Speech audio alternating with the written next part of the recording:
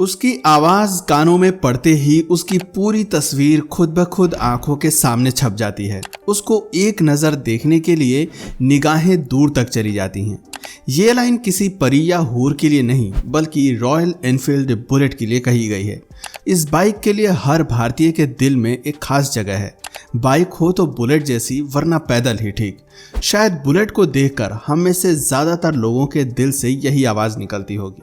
आज royal Enfield की bikes road के साथ साथ लोगों के दिमाग में बुलेट की तरह दौड़ रही हैं। लेकिन एक समय था जब बुलेट की पेरेंट कंपनी इसे बंद करना चाहती थी, लेकिन एक शख्स ने इसे फिर से शान की सवारी बनाने का बीड़ा उठाया और कुछ ऐसा करके दिखाया कि रॉयल एनफील्ड की बाइक्स आज भी लोगों के दिलों पर राज करती है। आइए जानते हैं रॉयल एनफील्ड की ये खास कहानी। एक साइकिल बनाने वाली छोटी सी कंपनी कैसे बनी इंडिया की सबसे पसंदीदा बाइक, जिसके मुकाबले में आज भी कोई नहीं।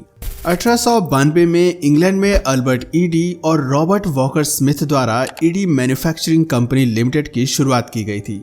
शुरुआती दौर में ये company royal small arms factory के लिए बंदूकों के अलग अलग हिस्से बनाने का काम करती थी।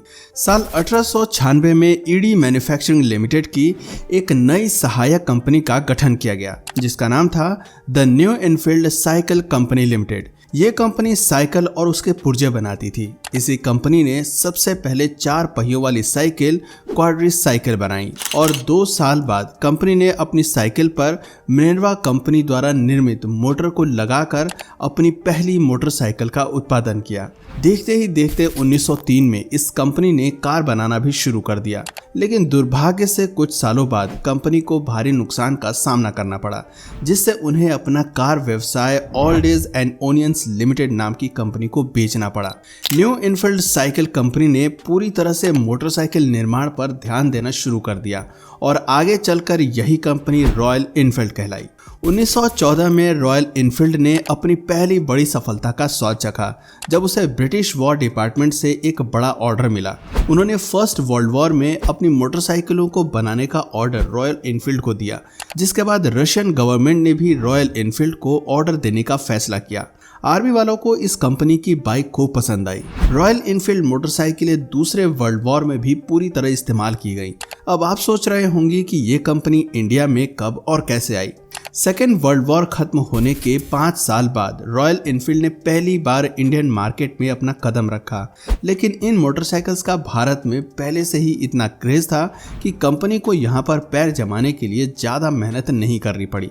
रॉयल एनफील्ड की ये पहचान सिर्फ सैनिकों और जवानों की वजह से हुई थी, इसलिए ब्रिटेन और रशिया की तरह भारत सरकार ने भी अपनी सेना और पुलिस कर्मियों के लिए इन मोटरसाइकिलों का इस्तेमाल करने का फैसला किया। इस काम के लिए रॉयल एनफील्ड की 200-350 सीसी की मोटरसाइकिलों को लगाया गया। इन मोटरसाइकिलों का इस्तेमाल भारतीय सेना आज भी पेट्रोलिंग के लिए कर रही है।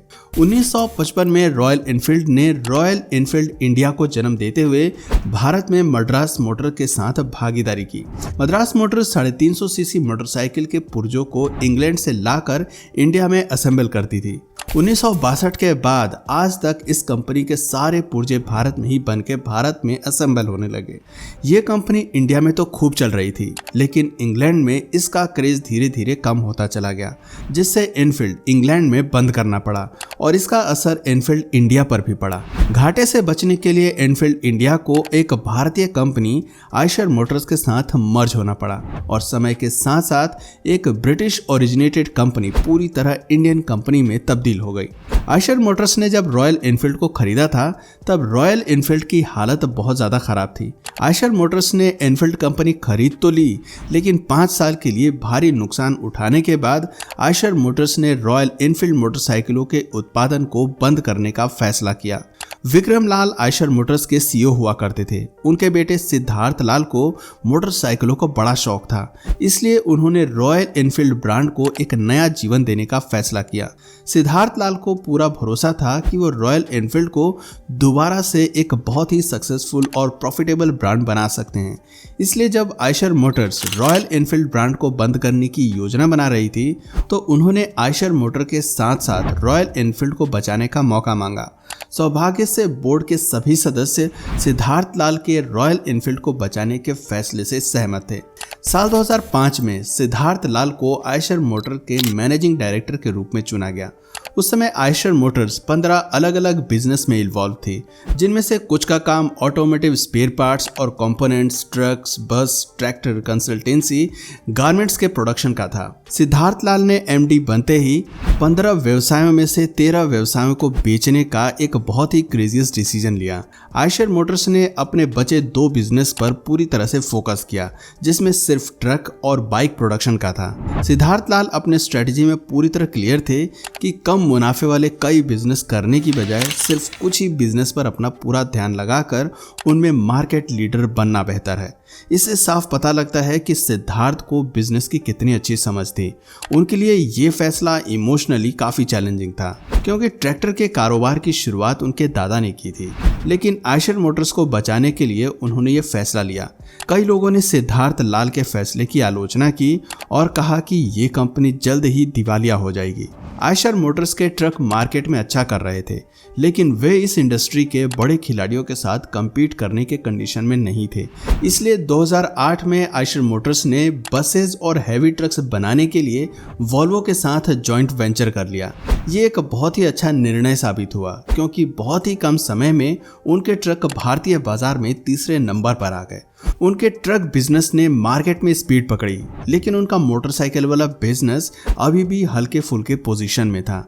इससे निपटने के लिए सिद्धार्थ लाल ने अपने विंटेज लुक से समझौता किए बिना अपने परफॉर्मेंस में सुधार करके अपनी बाइक को बेहतर बनाने का फैसला किया। उन्होंने रॉयल इनफील्ड की मैनेजमेंट टीम में कुछ एंथुसियास्टिक लोगों को अपॉइंट किया। सिद्धार्थ लाल ने बाइक से रिलेटेड मुद्दों को समझने के लिए हजारों किलोमीटर तक रॉयल इनफील्ड बाइक की सवारी की और उसके अनुसार कई तकनीकी बदलाव किए, जैसे गियर प्लेट को दाईं से बाईं ओर को शिफ्ट करना, और इंजन में भी कई सुधार किए। क्रैनफील्ड यूनिवर्सिटी से मैकेनिकल इंजीनियरिंग में उनकी पोस्ट ग्रेजुएशन ने उन्हें रॉयल इनफील्ड मोटरसाइकिल डेवलप करने में उनकी काफ़ी मदद की। क्वालिटी बनाए रखने के अलावा सिद्धार्थ लाल ने कंपनी के ब्रांड आउटलेट को अपडेट करके कस्टमर एक्सपीरियंस को बेहतर बनाने की भी कोशिश की, और क्योंकि वो खुद एक जुनूनी राइडर थे, उन्होंने बाइक्स की कमजोरियों को समझा और उनमें सुधार करने शुरू किए। आपको बता दें कि कॉन्टिनेंटल जीटी मोटरसाइकिल लॉन्च करने से पहले सिद्धार्थ लाल ने गोवा से मैंगलोर तक खुद इस बाइक का ट्रायल किया था। उस समय भारत में कई मोटरसाइकिल कंपनियां सस्ती बाइक बेचकर सफल कारोबार कर रही थी, लेकिन सिद्धार्थ लाल ने महंगी और दमदार बाइक्स के साथ बाजार में कदम रखना चुना। साथ ही Continental GT, Thunderbird, Bullet, Electra जैसे कई मोटरसाइकिल मॉडल एक ही सेगमेंट में लॉन्च किए। सिद्धार्थ लाल ने रॉयल इनफील्ड ब्रांड को लोकप्रिय बनाने के लिए कई तरह की मार्केटिंग स्ट्रेटजी का इस्तेमाल किया। रॉयल इनफील्ड को मार्केट में एक पावरफुल और एडवेंचरस बाइक के रूप में उतारा गया था। इसे इस्तेमाल करके ऑफ रोड रैलियां, एडवेंचरस ट्रिप्स और कई दूसरे प्रोग्राम्स और कॉम्पिटिशन्स ऑर्गेनाइज किए जाने लगे, जैसे हिमालयन ओडिसी, गोवा में राइडर मेनिया। साथ ही रॉयल इनफील्ड राइडर्स के लिए कई राइडर क्लब भी खोले गए। रॉयल इनफील्ड ने अपने कस्टमर्स के बाइकिंग एक्सपीरियंस को बढ़ाने के लिए देश के कई हिस्सों में क्लासिक रिटेल आउटलेट भी बनाए। इससे रॉयल इनफील्ड बाइक्स की लोकप्रियता और बिक्री में काफ़ी उछाल आई। आज भारत में मिड साइज बाइक सेगमेंट में रॉयल इनफील्ड की हिस्सेदारी 90% से भी ज़्यादा की है। साल 2015 में रॉयल इनफील्ड मोटरसाइकिलों की बिक्री ने विश्व स्तर पर हार्ले डेविडसन को पीछे छोड़ दिया।